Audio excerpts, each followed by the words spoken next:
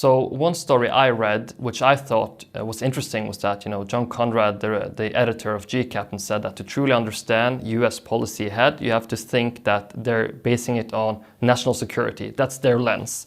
So while in Europe we think about, economic growth, prosperity, but if you take the security lenses, maybe that's the right way of sort of interpreting, everything that's going on in the US. Do you feel like security is one of the big pieces here from the US perspective, rather than only economic growth and maximizing profits? I think it's a bit of both. I think it's also economic growth in the US. I think in Europe that has shifted quite a bit. And being from Germany with a lot of turmoil on the political landscape over the last months and years, I'd say, I think the security part will become a very dominating factor in Europe as well. And it has to, because all the things that have been a given in the past are not a given anymore. To the contrary, past allies are probably now behaving differently, so you need to make sure you can protect yourself. I think security will be a key driver for Europe going ahead, and that is very, very important.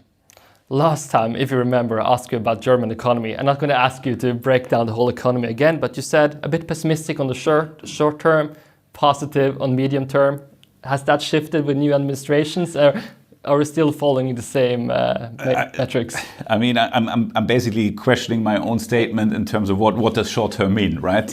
But I did say that I'm not sure that the coalition the government will actually survive, and it didn't, right? So we had new elections ahead of the time, which was something that I had expected when we talked last time. We're not quite there yet with the new administration. I think and I hope, and I'm knocking on this wooden table here, that they get the act together very, very quickly. But I think the short term will be a few more years, because in the end there are so many pushbacks for the German economy, and now the security aspect comes on top, which will require even more financial burden on the system in Europe, in Germany, because people need to invest into protecting Europe and their country. And that will happen. And that will be an additional burden, as I said. Let's see. Let's see. I think at least, in Europe, I hope that people will stand together more closely now. I'm positive on that. And that can and should translate into two things. Firstly, better protection, that you feel more comfortable as Europeans. And secondly, hopefully also stimulus for the economy. What will happen with the bond market when Germany pushed the big button on defense and infrastructure and the yields? And do you think we will see some big swings going ahead, or is that also forecasting a bit difficult? Oh, I wouldn't know. I think there will be so many other factors playing into that.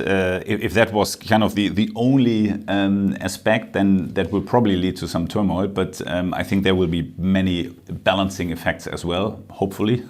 And so I'm not sure about it. Look at the bond market today. The Norwegian bond market is crazy at the moment, right? It's very dynamic, many transactions, big volumes. But on the government side, it's a different story, obviously. Yeah, and you just did a big obligation or Yes, commitment. we did a 200 million bond where we started with 125 last year, and we just tapped 2 weeks ago.